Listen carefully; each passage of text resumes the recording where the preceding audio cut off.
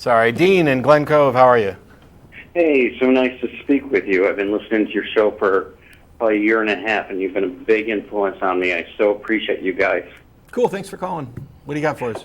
I'm calling for two reasons. One, I find there's this, I don't know if it's new, but it seems new to me, this inference always to put God outside of any natural, any kind of natural phenomena. And it seems to me like they're still trying to hide God somewhere. They can't find any place to put it.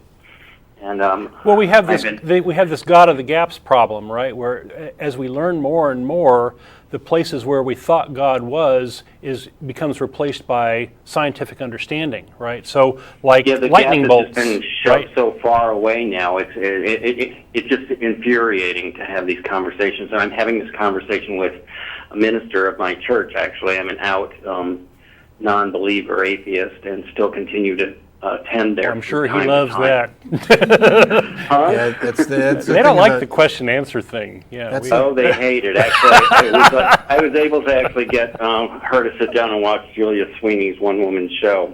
Oh, good for you. And she watched it, and she got up and she said, "Oh my God!" and she left my house. Maybe we'll have a clergy project inductee someday.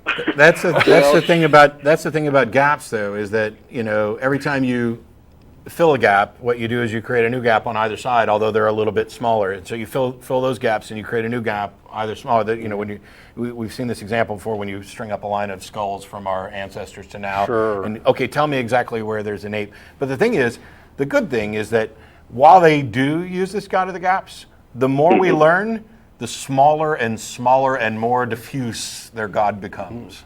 Well, they've been able to do this new thing. Well, it seems new to me, where they actually have now just put him outside of the universe and outside of everything that we could ever know or measure or anything, and that's where he safely lives. He can stay there. That's a game. That's a game to make the God unfalsifiable, right? Yeah. Yes, and it's so infuriating to me. Right. But the thing is that when they do that, they also have set up a God that they can't possibly rationally justify, which is how we end up back to where Don started the day with, you just got to have faith. No, I don't. Thanks for playing.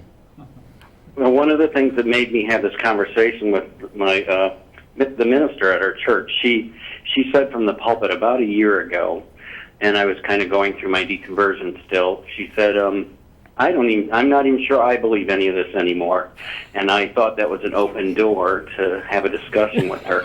And I think since she's been found out a little bit by me, I'm one of the only few people who I think in the church has had a deconversion experience besides her.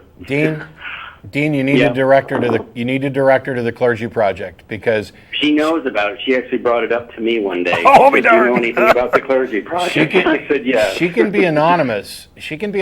And there are people there who can help her with the frustrations and doubts and things like that she's experiencing.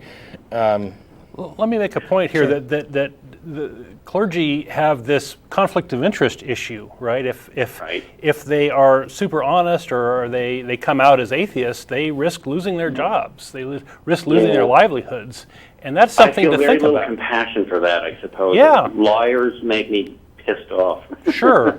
Well,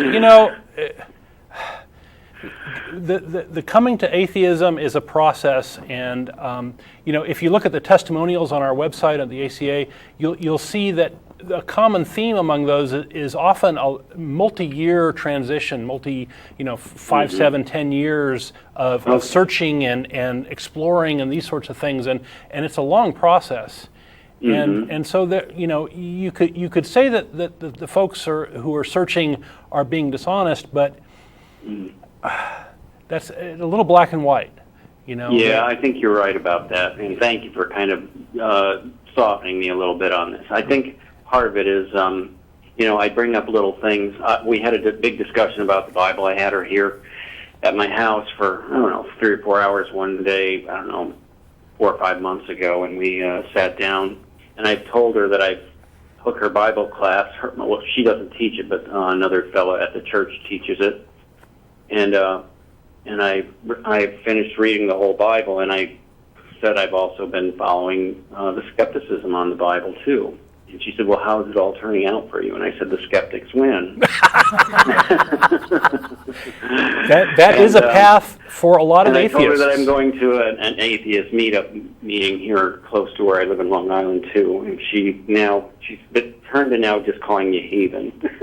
So anyway, I find it frustrating. With love, I guess, know right? She's in the same place, and I feel like she's somebody that I could actually be friends with, but she's in a very conflicted place, and I have to have some compassion for that. Yeah. You know, you can't convert somebody to atheism with just a few words or a few arguments and things. It is a process, and you know, it sounds like you're new to atheism, which may mean that you're maybe a little bit strident, a little bit of an activist, and that's good. Yeah.